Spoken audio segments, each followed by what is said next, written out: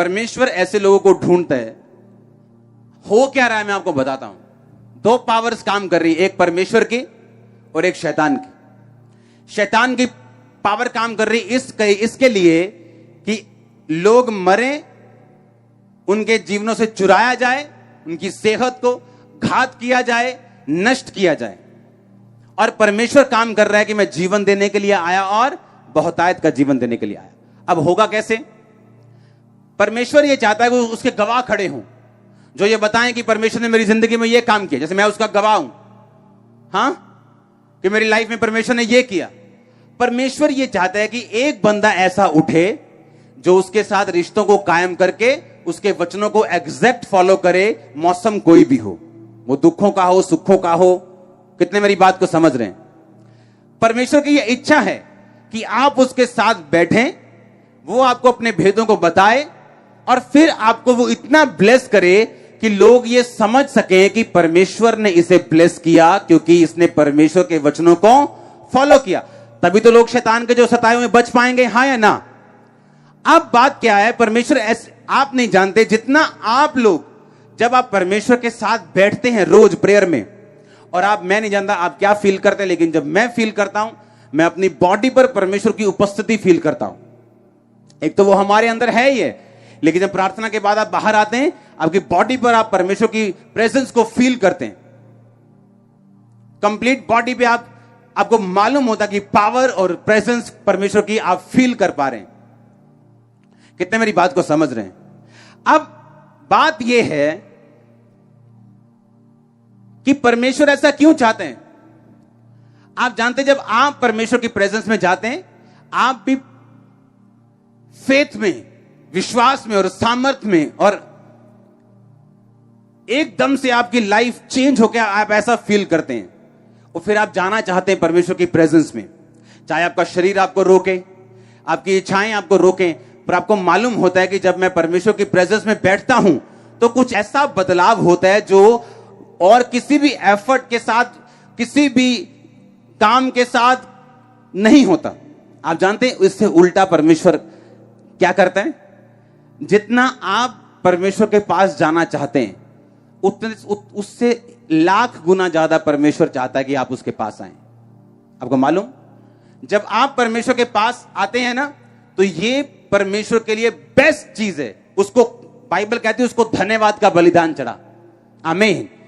जैसे ही आप परमेश्वर के पास जाते हैं, परमेश्वर का आत्मा आनंदित रहता है, क्योंकि उसने इसी के लिए आपको बनाया था। पता है कि नहीं पता? आदम बनाने का मकसद क्या था? कि परमेश्वर कहता, मैं अपनी महिमा अब खुद नहीं कर सकता। हां, वो अपनी महिमा खुद कैसे करे? उसने कहा, मैं एक इंसान को बनाऊंगा जो मेरे जैसा होगा और जो मेरी महिमा करेगा। ये आपका असल मकसद था आपके बनाए जाने का। ठीक है? अब आप सोचो, हम बर्तना च भांडिया टिंडिया च चले गए, आप समझ आ रही कि नहीं? और जो असली मकसद था वो खत्म हो गया, और इसीलिए असली ब्लेसिंग्स भी नहीं है, असली शांति भी नहीं है, हर टाइम बेचैनी। उसका कारण यही। क्यों?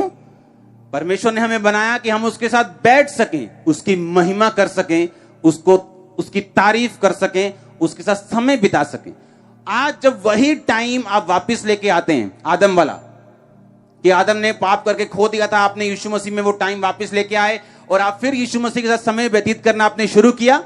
बाइबल कहती, आदम के लिए परमेश्वर ने सभी वस्तुएं पहले से बनाई थी।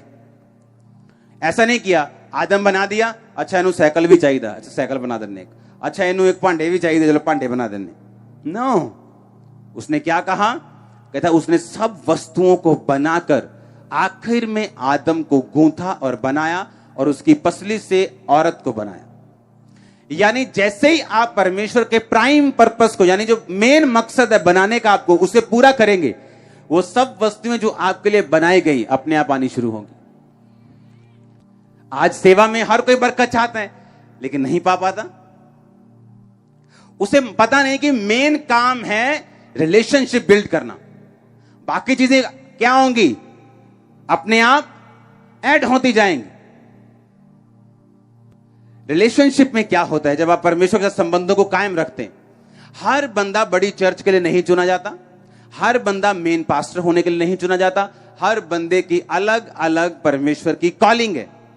उस कॉलिंग में उसकी सेम वही ब्लेसिंग है जो उसके अगुए की है, लेकिन वो रिलेशनशिप जब वो मेंटेन करनी परमेश्वर के साथ शुरू करता है, उसे मालूम होना शुरू होता है, हां इस दर्शन में मेरा रोल क्या है, क्योंकि वो रिलेशनशिप में रह के वो बात समझता है। और जब उसे समझ आ जाती है, ब्लेसिंग्स फॉलो करनी शुरू होती है।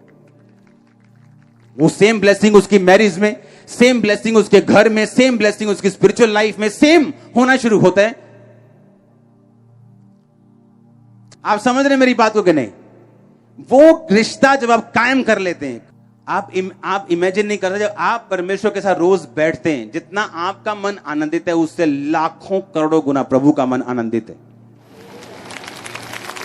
क्योंकि उसे एक बंदा चाहिए जो उसके साथ बैठ सके हर मौसम में, और वो उसे बना सके और बना के खड़ा करके कह सके, देखो क्रिश्चियन ऐसे होते हैं।